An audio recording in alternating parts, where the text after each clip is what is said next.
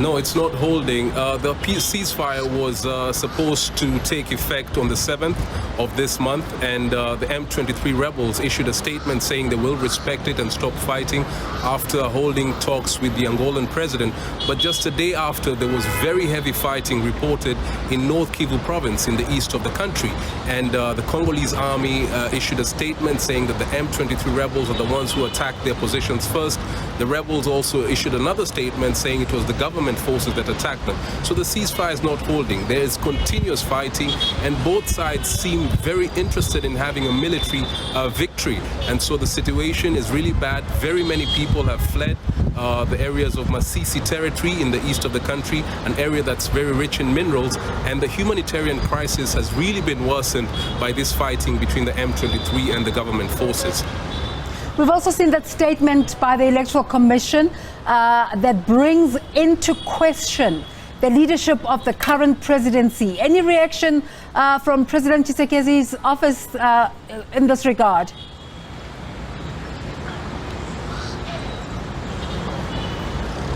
Well, President Tshisekedi's communication team has, said that that is not true. They are doing their very best to ensure that everything happens well. There's security, there's elections go on well, but they are very concerned about, the situation in the east of the DRC. Thousands, tens of thousands of people have fled that area, and they're saying the continuation of the fighting there might compromise, might affect the elections that are slated for December 20th. And so there's a lot of concern. Officials from the international community have urged the DRC authorities to do their very best to ensure that, things go on smoothly. But from the look of things, the situation is really, really bad in the DRC. Chris, this withstanding, on the ground, what are you seeing just in terms of preparation for that December poll?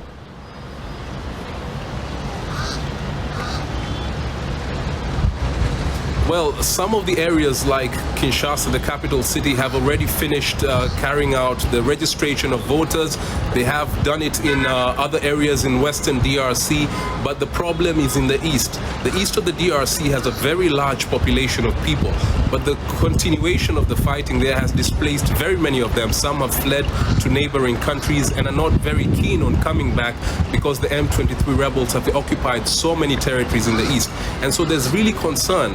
People in the DRC have been urging the government to hold this registration process that's supposed to be going on in North Kivu province until the situation stabilizes, the rebels stop fighting, but the government says they have to continue. So they're doing it in areas like camps where displaced people are, because many people are not in their areas, they're not in their homes. And this is an issue that has raised a lot of concern. Civil society organizations have been making a lot of statements about how the government should suspend this operation, but the government says the elections are just going to be held in December and the process has to go on. So that is the situation right now. It's a very difficult situation for people in Eastern DRC. Are the Congolese pacified or encouraged at all by that visit of a UN delegation? Does this help at all?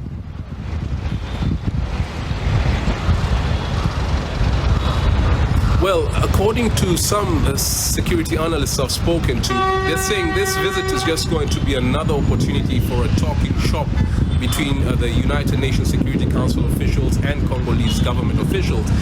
About a year ago, there was a lot of hostility towards the United Nations peacekeepers in the DRC.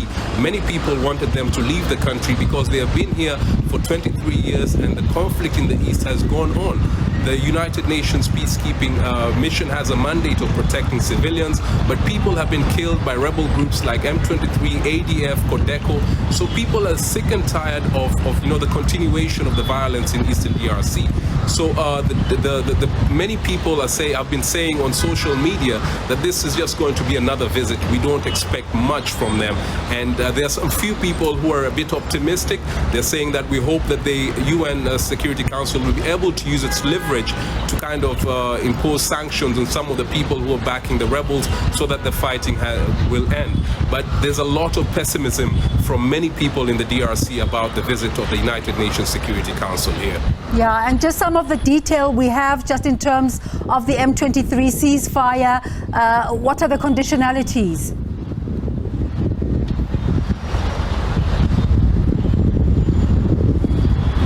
according to the the dialogue, the talks that they held in Angola with the President Joao Lourenço, they were supposed to stop fighting and withdraw from all the areas that they have occupied so that they start a process of dialogue. But the DRC government, President Felix Tshisekedi, has repeatedly said that he does not want to have any talks directly with the rebels. He feels that is a terrorist organization. The DRC government designated them as a terrorist organization, and they said they do not negotiate directly with terrorists. So that has really complicated the matter. The rebels want to hold talks, but the DRC government says no.